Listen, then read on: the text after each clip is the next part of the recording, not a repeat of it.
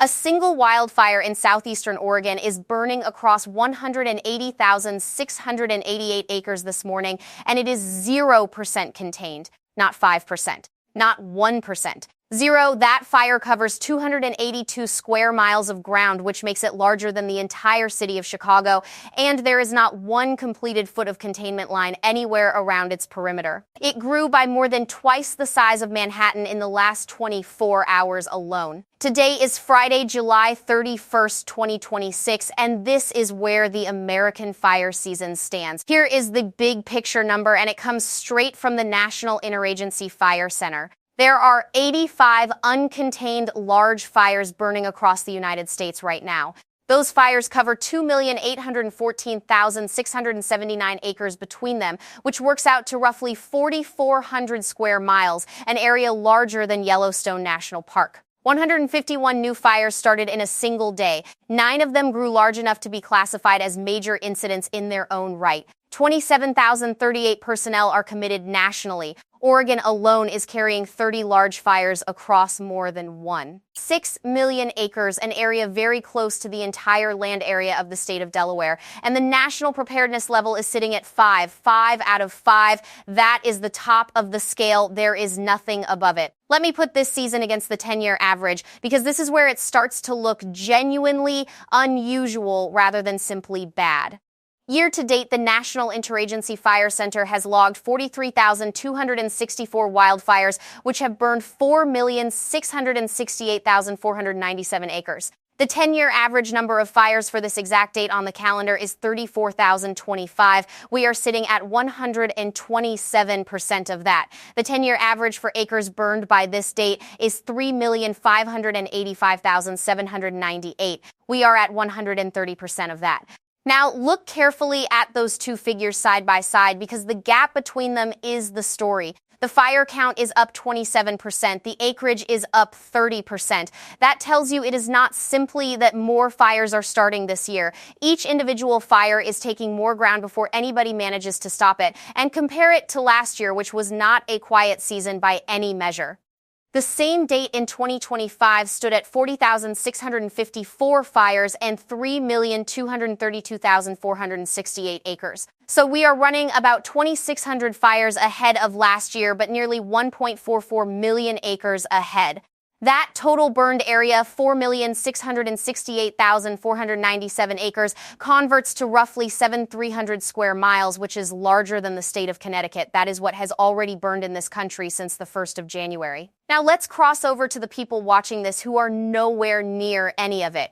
If you are in Ohio or Georgia or somewhere in New England and the nearest active fire is 1,500 miles from your front door, this still reaches you, and here is the mechanism. Smoke from fires burning at this scale does not stay local. The heat of a large fire generates its own convection column, which lifts smoke particles thousands of feet into the atmosphere, high enough to be caught by the jet stream. From there, it travels east across the continent and settles back down hundreds and sometimes thousands of miles from the fire that produced it. It arrives as haze, as unusually vivid red sunsets, as a faint smell of campfire that you cannot locate the source of, and as air quality alerts on your phone from an agency you have never heard of. If you have stepped outside this week and the light looked wrong somehow, slightly yellow, slightly flat, and you could not work out why, this is very likely why. Roughly half the people watching this channel live nowhere near an active fire. The smoke is the part that finds you anyway. And there is a second reason this reaches everybody, which I will come to when we talk about what all of this costs. So here is how I am going to structure this report. I am going to work through the incidents by status rather than by geography, because the map does not tell you what is dangerous, the containment number does. So I will take the fires holding at 0% containment first, then the ones with some line built but a long way still to go, then the ones in reasonably decent shape, and finally the good news group, the ones that are nearly wrapped up. There are some real wins in that last group, and I do not want them buried. And there is one specific thing I want you to hold on to while we work through all of this, because I am going to come back to it at the very end. That fire I opened with at 180,688 acres and 0% containment is not the largest fire in the country. It is not even the largest fire in its own state. It is not in the top 2. And yet it is the single incident I would be watching most closely today, ahead of anything with a bigger number attached to it. I will explain exactly why once we have been through everything else, because the reasoning only makes sense after you have seen the rest of the board. All right, let's start with the fires holding at 0% containment.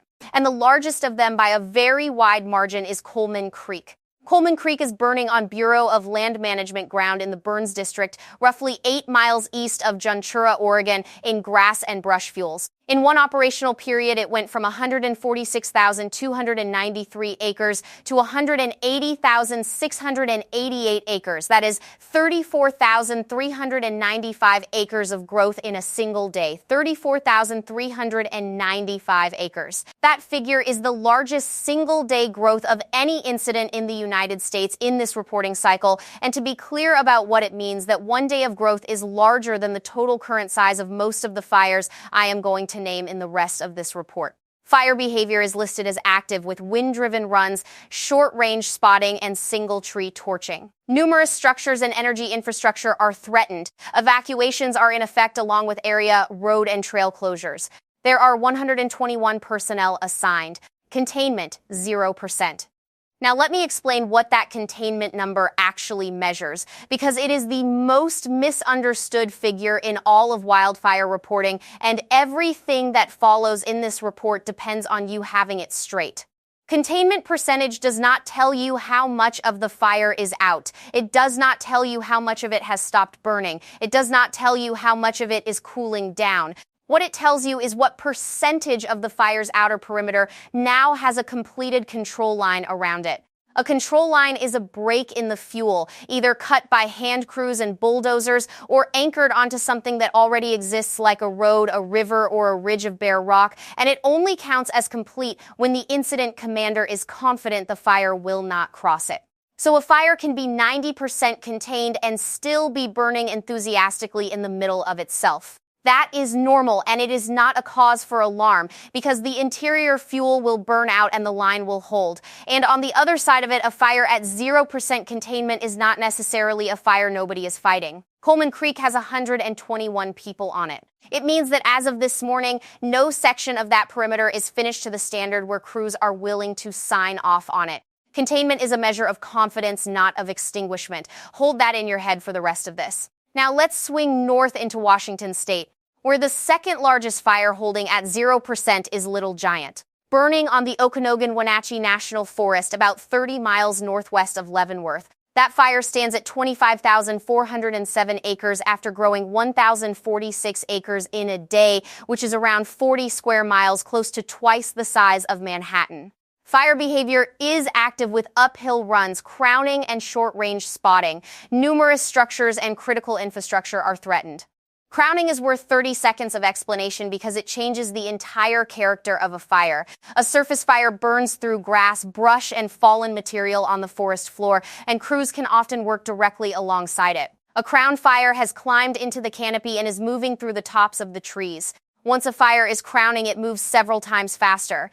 It throws embers much further ahead of itself, and direct attack by hand crews on the fire line becomes far too dangerous to attempt. Little Giant now has 688 personnel assigned, which is up 223 in a single reporting period. They are surging people onto that one, and the fire behavior tells you why.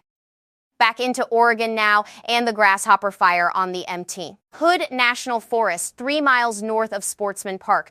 That incident is at 18,136 acres, roughly 28 square miles, after growing 3,136 acres in a day. 0% contained, with evacuations and closures in effect.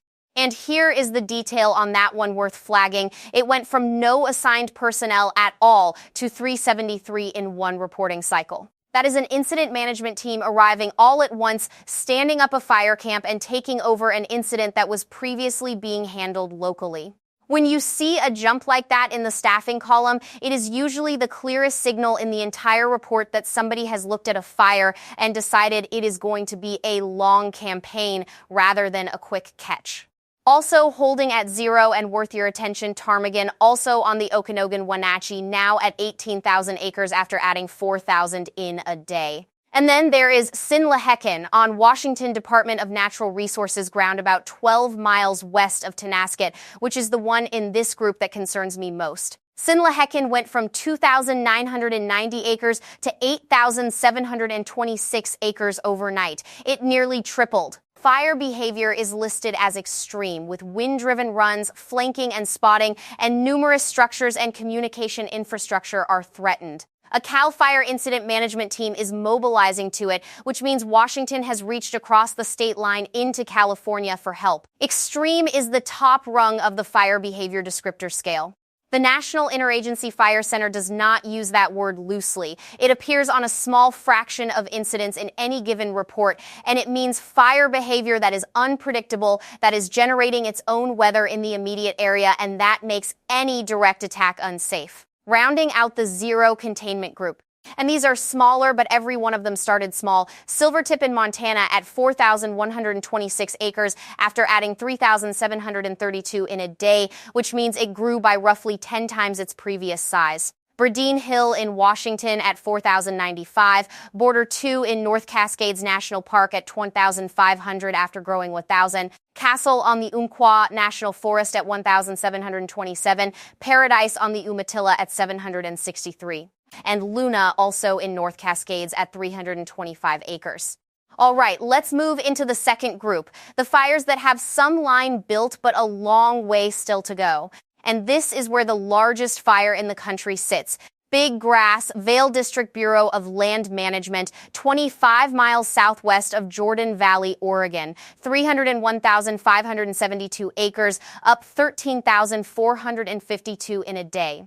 That converts to 471 square miles, which makes it larger than the city of Dallas. It is 15% contained with an estimated containment date of August 8th. Fire behavior is active with single tree torching and flanking. Numerous structures and critical infrastructure are threatened, and evacuations, area, road, and trail closures are all in effect. There are 363 personnel assigned, up 147 overnight, with 46 engines committed to it. Suppression costs to date on that incident stand at $3.6 million.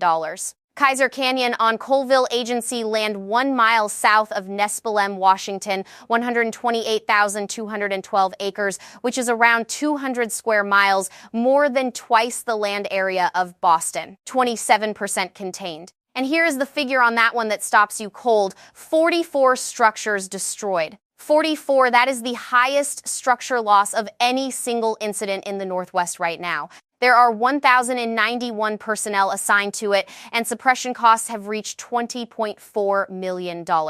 Second Flat Burns District Bureau of Land Management, 6 miles northeast of Riley, Oregon, 100,977 acres after growing 8,534 at 18% containment. Then Bald Mountain, 50 miles southeast of Burns at 84,255 acres after adding 8,156, 29% contained. Then Fox on the Vail District, 12 miles northeast of Huntington at 68,459 acres after a jump of 9,366 acres and only 10% contained, with 8 structures already lost. Also worth noting, the Shingle fire listed in the report as 0587 Shingle, an Oregon Department of Forestry incident 14 miles southeast of Mitchell. 64,493 acres and just 6% contained, with 543 personnel assigned and 3 structures lost. And then Bench on Warm Springs Agency land 4 miles south of Warm Springs, Oregon, 60,271 acres, and it grew 15,152 acres in a single day, which means it added roughly a third of its own size overnight. 22% contained, 13 structures lost. Fire behavior is listed as short crown runs, group torching, and long-range spotting, with numerous residences and energy infrastructure threatened. Long-range spotting deserves a proper explanation, because it is the single mechanism that defeats containment more than any other. Spotting is what happens when a fire lofts burning embers up in its convection column and throws them out ahead of its own front, where they land in unburned fuel and start entirely new fires. Short-range spotting might be 100 yards ahead of the main fire. Long-range spotting can be a mile or more, and in extreme conditions considerably further than that.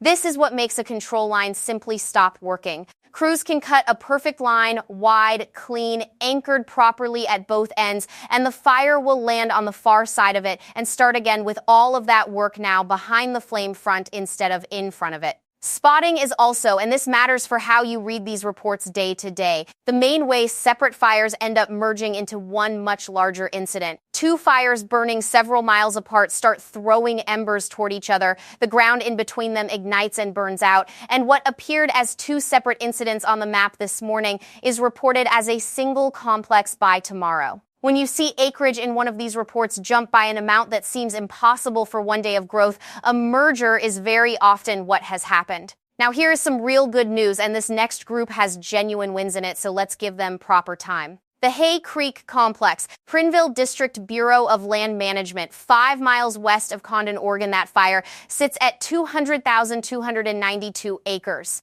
Which is 313 square miles, larger than the entire 5 boroughs of New York City. And it is now 90% contained. 90%. Fire behavior has dropped all the way down to minimal, described as creeping and smoldering, and personnel are being released from the incident and reassigned elsewhere. That is a fire that was a very serious problem a short time ago and is now functionally a mop-up operation. When you see personnel being released in one of these reports, that is the clearest good news signal there is, because nobody releases crews from a fire they are worried about. Rowe Creek Complex, 10 miles south of Fossil, Oregon, is the second largest incident in the country at 300,592 acres, and crews have that one at 42% contained with 288 personnel assigned. That is the largest single commitment of people anywhere in the United States right now. 70 crews, 128 engines.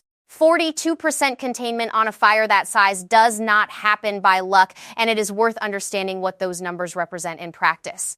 A 20-person hand crew working a full operational period might build somewhere between half a mile and a mile of line in difficult terrain. 2% of a perimeter that large represents weeks of accumulated work by thousands of people. More from the good news group, and I will run these quickly. Powder River is 96% contained.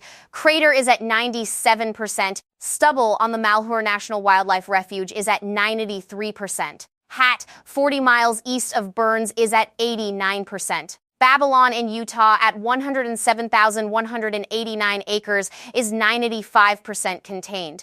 Biscar in Northern California is at 98%. Ferris in Colorado is at 97%. And 2 incidents are now fully contained at 100%, Pearl Hill in Washington and the 0615 fire in Oregon. That is 9 incidents either wrapped or effectively wrapped, and every one of them represents a community that is not being evacuated tonight. Now let's slow down for a moment, because behind every one of these numbers there are people. And this is the part of the report that matters most. The Aspen Acres fire in Custer County, Colorado is 101,921 acres and 66% contained. And it has destroyed 915 structures. 915, that is by an enormous margin the largest structure loss anywhere in the country this fire season. And I want to be careful about how that number gets read, because it is very easy to hear it as a statistic. Every one of those 915 is somebody's house, or their barn, or the workshop they spent 30 years filling with tools, or the place where 4 decades of family photographs were kept in boxes in a closet. Suppression costs on that fire alone have reached $88.4 million, and I want to be clear that the $4 million is only what it has cost to fight it. It does not include a single dollar of what it will cost those families to rebuild, and for a great many of them, insurance will not cover the gap. Then there are the crews themselves. 27,038 personnel are assigned nationally as of this morning, and the Northwest area alone is holding 17,799 of them, which is up 1,293 in a single day. Nationally, that is 587 crews, 1,615 engines, and 200 helicopters. Those figures are worth sitting with for a second. Those people are working 16-hour operational periods in triple-digit heat, carrying 45 pounds of gear-up terrain with no roads in it, breathing smoke you can taste for weeks afterwards, sleeping in a fire camp on the ground, and getting up and doing it again the following morning. Many of them have been rotating between incidents since May. And then there is the land itself, which is the part that gets talked about least. The sagebrush steppe burning across the Burns and Vail districts does not recover the way a pine forest recovers. A forest that burns will regenerate slowly over decades into something recognizably like what was there before. Sagebrush steppe frequently does not. What comes back into the burn scar is cheatgrass, an invasive annual that greens up early, dries out early, and carries fire far more readily than the native shrubs and bunchgrasses it replaced. Which means the next fire in that same country arrives sooner and moves faster than the last one. And the cycle tightens. Some of the ground burning in Oregon this week will not look the way it looked last month within the lifetime of anybody watching this video. That is not restorable damage. It is a permanent change in what that landscape is. Now, on resources, and this is where you can see just how stretched the national system has become, because the commitment is no longer domestic. A 15-member incident management team, along with 59 fire line management personnel from Australia and New Zealand, has been assigned to support large fires in the Northwest area. Those are experienced professionals flying halfway around the world because it is winter in the Southern Hemisphere and their own fire season has not started yet. That exchange runs in both directions in most years, and it exists because no single country maintains enough surge capacity to handle its own worst seasons alone. And the military is now engaged. 2 MAFs equipped C-130 air tankers and their support personnel from the 302nd Airlift Wing out of Colorado have been deployed to Klamath Falls, Oregon. 1 C-130 from the Wyoming Air National Guard's 153rd Airlift Wing, and 1 from California's 146th are operating out of Redding. MAF stands for Modular Airborne Firefighting System, and it is essentially a pallet-mounted retardant tank that slides into the cargo bay of a standard military C-130, turning a transport aircraft into an air tanker in a matter of hours. Here is the part that tells you what that signifies. MAF's units are only activated when the entire commercial air tanker fleet is committed. They are not a first option or a supplement. They are what the country turns to when every contracted aircraft in the system is already flying. So when you see Air Force Reserve and Air National Guard aircraft on a fire, and crews arriving from Australia and New Zealand in the same report, that is not routine mutual aid. That is the national system running past the end of its own resources and reaching for whatever is left. Now let's come back to Coleman Creek and why I said at the start that I would be watching that fire ahead of anything with a bigger number on it. Big Grass is substantially larger. 301,572 acres against 180,688.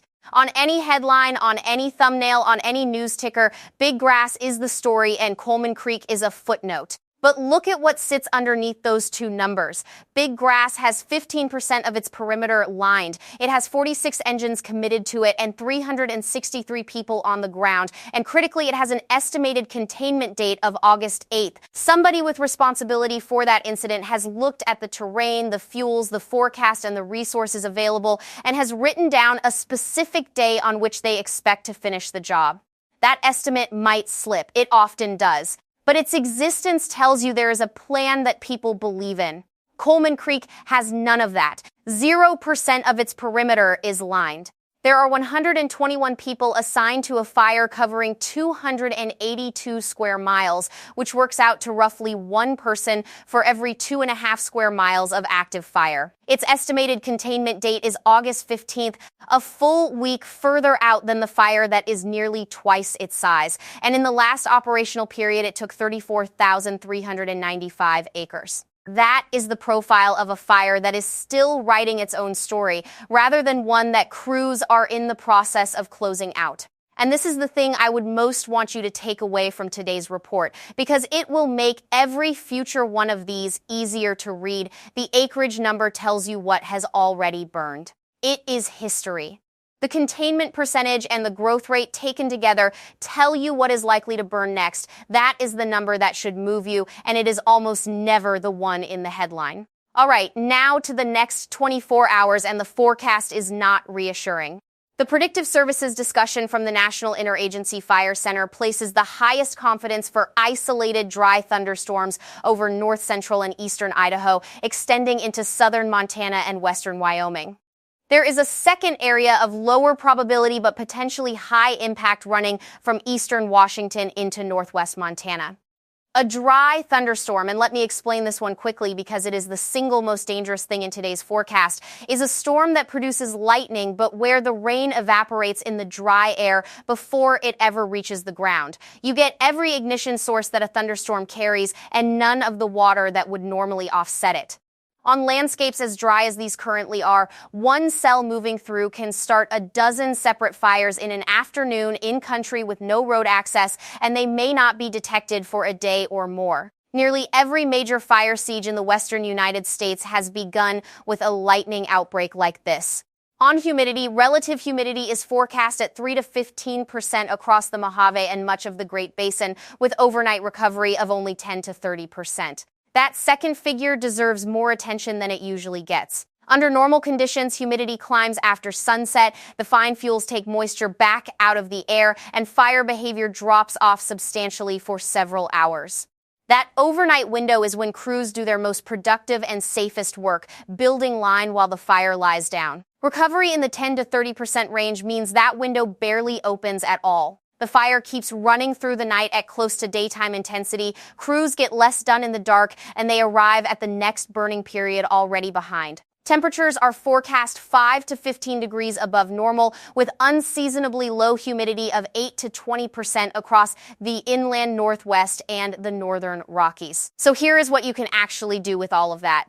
If you are inside an evacuation zone right now, learn the levels and learn them today, because the notice you get may be very short. Level 1 means be ready. Level 2 means be set, and be prepared to leave at a moment's notice with no further warning. Level 3 means go now, not after you pack another box, not after one more trip to the garage. Go, have your bag by the door before any of those three arrive, medications in their original labeled bottles, identification and insurance documents, phone chargers, and a battery pack. Some cash because card readers fail when power goes down, a week of pet food and carriers already out and accessible because you will not have time to catch a frightened cat when the deputy is at the end of your driveway. Photograph every room in your house on your phone tonight, including the inside of closets and cupboards, and email the photos to yourself. That 5 minutes of work is worth thousands of dollars in an insurance claim later. If you are dealing with smoke rather than fire, run your air conditioning on recirculate and close the fresh air intake. If you can, tape a MERV 13 filter to the back of a standard box fan and run it in whatever room you sleep in. It costs about $25 and it works. Cloth masks and surgical masks do essentially nothing against wildfire smoke because the particles are far too small. An N95 properly fitted with both straps and a seal against the face does work. Fine particulate matter, the PM2.5 that makes up most wildfire smoke, is small enough to pass through the lungs and enter the bloodstream directly, which is why the health effects are cardiovascular as well as respiratory. If you have asthma, COPD, or heart disease, or if you are pregnant, take hazy days seriously and stay indoors. And on prevention, because human-caused ignitions in conditions like these are catastrophic and entirely avoidable, check your trailer chains so they are not dragging on the pavement and throwing sparks. Do not park a hot vehicle over dry grass because the catalytic converter alone is sufficient. And do not run equipment with metal blades in dry vegetation in the heat of the afternoon. Check your local restrictions before any open flame of any kind. So here is the bottom line, folks. As of today's National Interagency Fire Center report, 85 uncontained large fires nationally, 2,814,679 acres burning right now on active incidents, 43,264 fires year to date, and 4,668,497 acres, which is 130% of the 10-year average. National Preparedness Level 5, the top of the scale. Oregon carrying 30 large fires across more than 1.6 million acres. Big Grass, 301,572 acres, 15% contained. Rowe Creek Complex, 300,592 acres, 42% contained. 288 people on it. Coleman Creek, 180,688 acres, 0% contained, up 34,395 acres in a day. Kaiser Canyon, 44 structures lost. Aspen Acres, 915 structures lost. 27,038 personnel committed, plus international crews from Australia and New Zealand and 4 military air tankers. And the Rowe Creek Complex at 90% contained, the one clear win on the board today. Tomorrow, I will have the answer to the specific thing I flagged for you today, whether Coleman Creek is still sitting at 0% containment after another full operational period, or whether crews finally managed to get an anchor point established on it. That single number will tell you more about the next week than anything else in the report. I will also be watching whether the Rowe Creek Complex holds its 42% through the dry thunderstorm risk moving in, and whether Sinlahekin's extreme fire behavior continues after nearly tripling overnight. If this coverage is useful to you, please subscribe and turn notifications on because I update this every single day, and these numbers move faster than most people realize. And to everybody in the Burns and Vail districts tonight, in Warm Springs, in Nespelem, in Custer County, and to anybody sitting in an evacuation center right now waiting on word about whether a house is still standing, you are not being forgotten out here. I'll see you in the next one.